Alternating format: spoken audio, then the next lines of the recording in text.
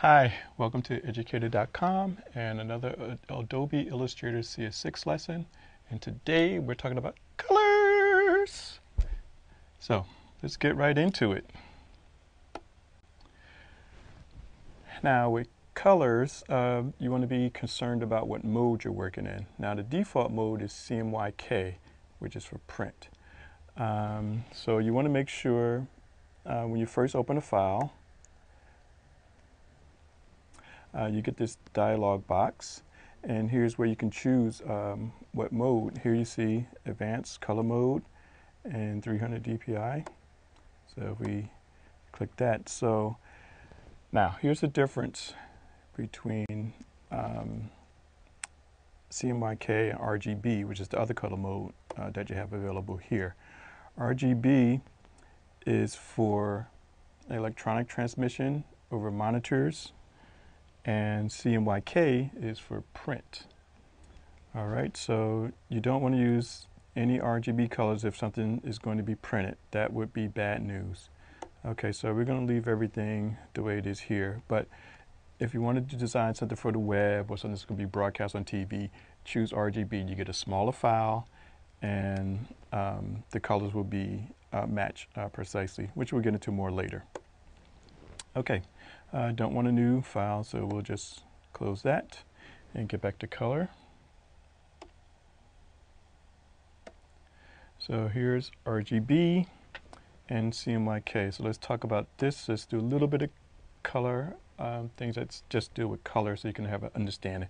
I mean, you can find out more on Wikipedia about color, but if you just listen to and follow the instructions I give you about RGB and CMYK, that will be all you need to know in order to do any work in Illustrator. So RGB stands for red, green, and blue. RGB is light colors. All these colors together form white, and that's for monitors, for broadcast. That's why I kind of give it a digital effect when I put RGB there. Now CMYK stands for cyan, magenta, yellow, and key. People think it's black, but no, otherwise if it was black, because all the other ones start with the first letter. So this one starts with K, and the K is for key. So this is the key plate that the cyan, magenta, and yellows are aligned to. So the key plate, they're keyed to the black color. All right, so it's the key plate. So when you're doing printing, you see registration marks. This is the plate everything is registered to.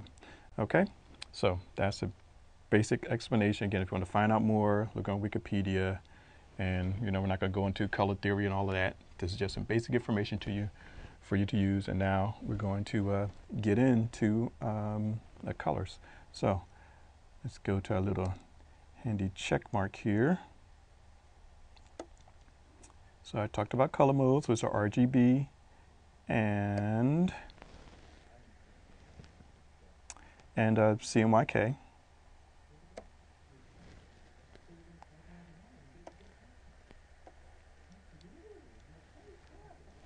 And if I can get on the right layer, okay.